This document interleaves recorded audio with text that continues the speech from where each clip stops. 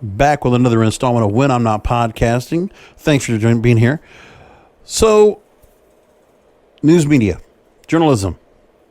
I don't have to tell you, you've heard it on my Broadcasters podcast, and I'm sure you've gotten a little taste of what I feel about journalism in general here on When I'm Not Podcasting. I hate it. It's gotten so bad.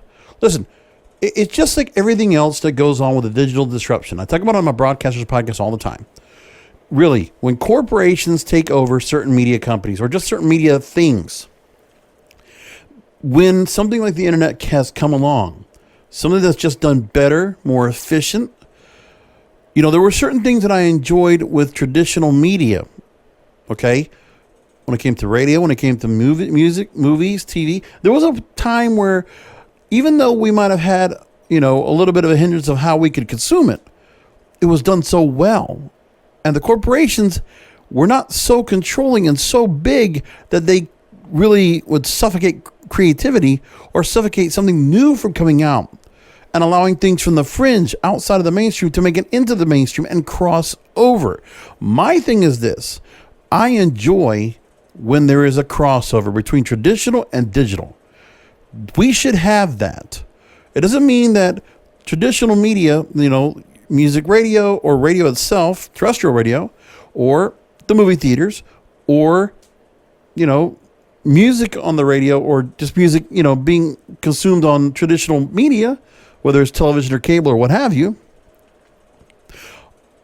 And when it comes to television, the same thing. It's just like there was a time where there was crossover appeal. Some things would actually make it to the limelight and become popular. But the crossover is now coming from online. So they're just trying to keep the same gimmick going, but they're using online talent to make it work. And they were trying reality for a long time, and that's only gone so far. The thing is, there's things that can be done that can be polished and done right, but I can digress and talk about it. There was a time when news media, they would just talk about the news. And they would just give it to us in a nice way because it was also very flashy and nice. And I like that.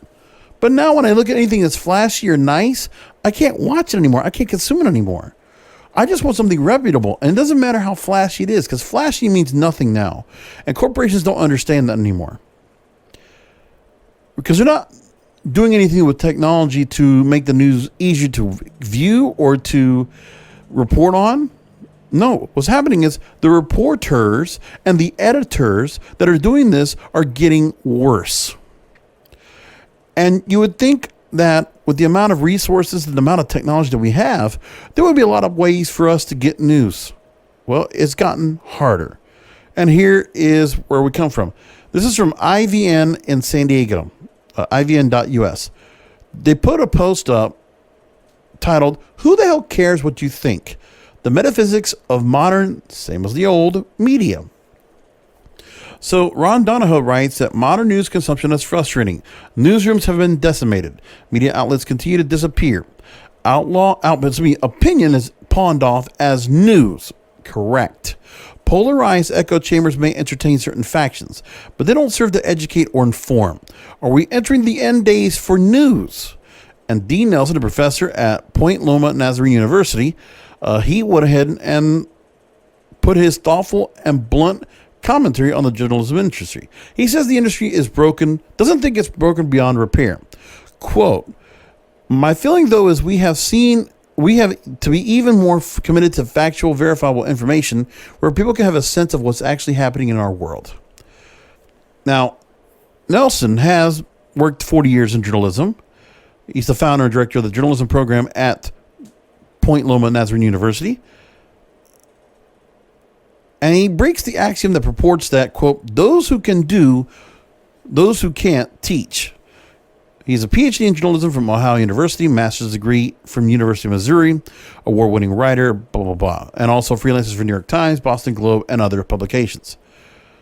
Now, moving along, he did write a book when he talks about, "Talk to me, how to ask better questions, get better answers, and interview anybody like a pro."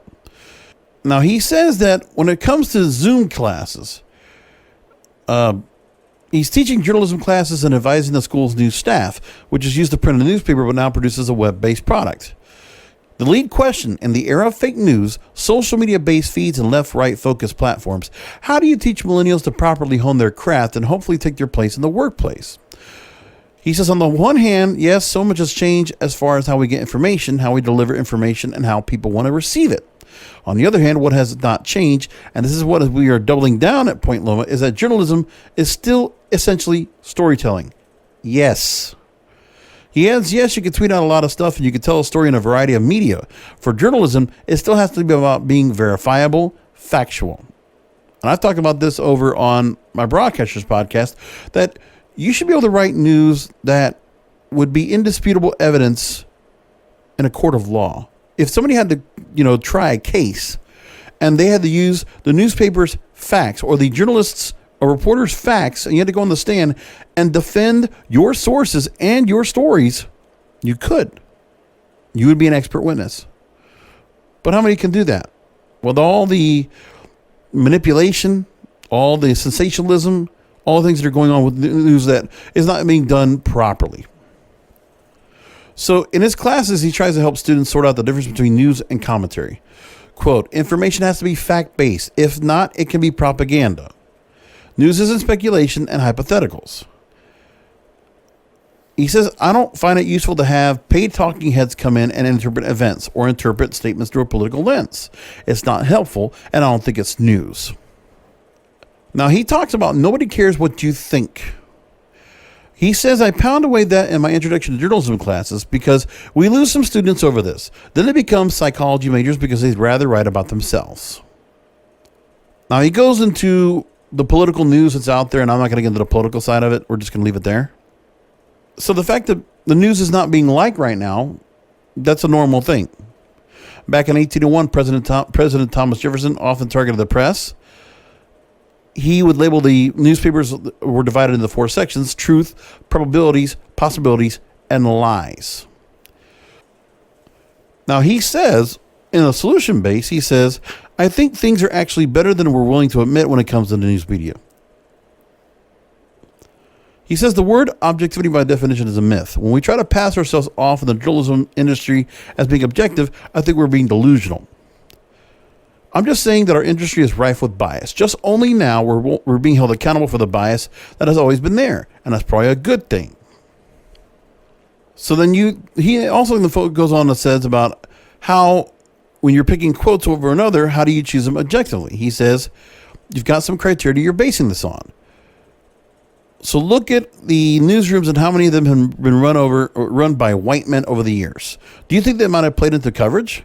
He believes any increase paid to bias, any attention paid to bias, could lead to a positive outcome. We're saying we want to go back to the gold days of old objectivity. He asks, the good old days of Walter Cronkite telling us that's the way it is. That's the way he said it.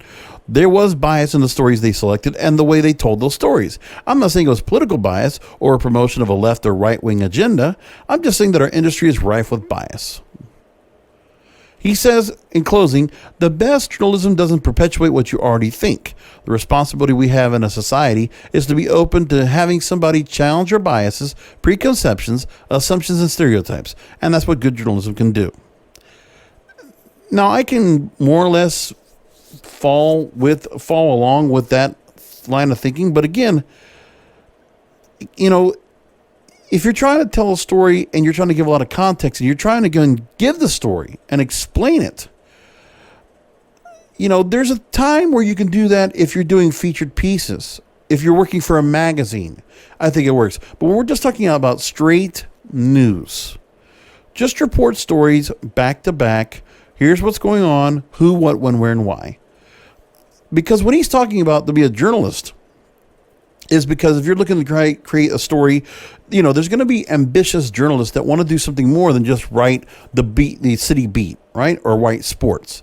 They want to do something more with themselves. They want to offer something that's really gives them to tell a story from the best writing that they can do. I can understand that part. So there's big featured investigative stories that will have probably somewhat of a bias to it.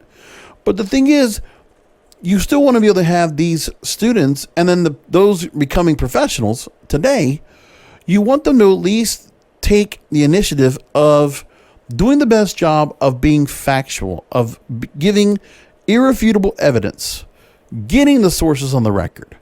It's more important than ever because, the Professor Nelson here, what he needs to make understood well is that people should not accept anonymous sources. People should not accept unidentified or unconfirmed sources. 2 sources now. You should change the rule of the journalistic shield. Make it 2 verifiable, visible sources. If you cannot give that, then don't. Now, that doesn't mean that there's something that's being manipulated or being misleading because journalists are saying that they're unidentifiable. They're saying that. But it's happening so much now that you got to ask yourself, are some of these investigative journalists or the ones that are putting out stories without any, where they're putting out anonymous sources, the question is, what are they actually doing besides maybe going to some Twitter feeds and getting on the phone? Who's actually going out there, walking around with a notepad and trying to get the information? Record interviews. Take the time. Real reporting. Who's doing that? Because I guarantee you, every time you hear about 3, 4, 5 people on a byline doing a story, if it's not something that's been done over a long period of time, I don't know. Like if it's real, you can read the effort that was made. Real significant hard work and effort. Because sometimes we're just hearing stories that are just put together and it's like, okay. But, it's not like, but we're not getting the whole story that's just coming in easily. And, it's got to be with time. It's got to be with money. It's got to be with effort and resources. And we're seeing a lot of times a big story that's very large, like a New York Times or Washington Post or wherever, that are just put out there that's like 8,000 words, 10,000 words, but then how much work was really done into it? That's the point. So there you go. All right, we're going to leave it there. We'll come back with another episode of When I'm Not Podcasting. Till next time, make sure to go ahead and subscribe wherever you hear the show or as you listen to it right, or you watch it right here on YouTube, youtube.com/JBRASCO951, or search King of Podcasts. I'll talk to you next time.